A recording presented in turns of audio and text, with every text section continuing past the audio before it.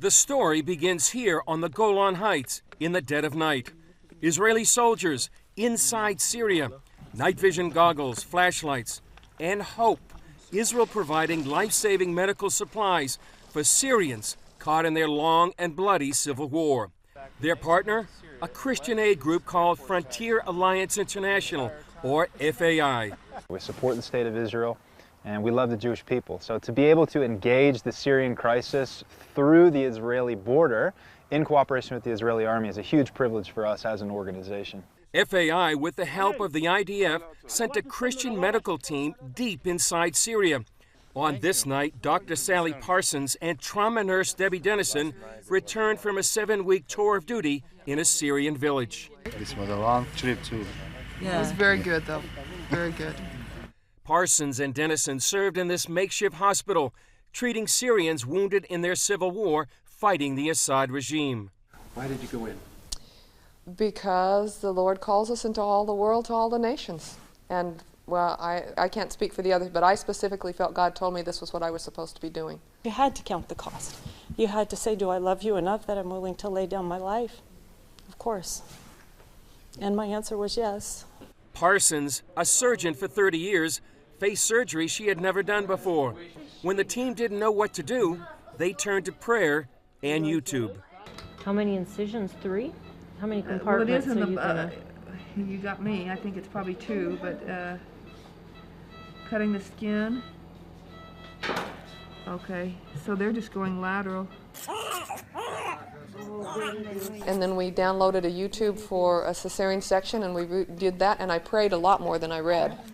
It's what sustained us, to be able to see new life in the midst of such horrific war was just a blessing beyond belief. Parsons and her team sent the worst cases back to Israel. Their mission was just one part of a larger Israeli project called Good Neighbor. Israel provides food, fuel, water, and medical treatment for Syrians, their next-door neighbors, and historic enemy. So far, Israel has treated more than 5,000 Syrians in Israeli hospitals. Israeli Major Sergei serves as the Good Neighbor Chief Medical Officer. Why do you do this? From one side, this is a very simple question. I can see the other side of the border that's starved in his place and don't bring him the help. This is a huge situation that they live there, and this is my point. This is my opportunity to bring them help where they need this. I'm very proud to do this. I don't know of another military in the world who would prioritize affectionate engagement with their enemy to build a good neighborhood. What the IDF has done over the last 5 or 6 years since the revolution started has said, hey, let's put politics to the side and let's seek to build a good neighborhood by being good neighbors. I'm very proud to be in this point, and I must tell thank you for the FIA organization about that. They bring the high professional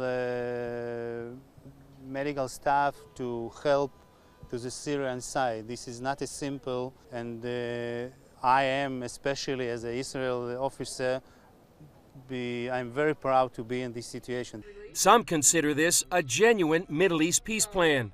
Jews helping Christians, helping Muslims.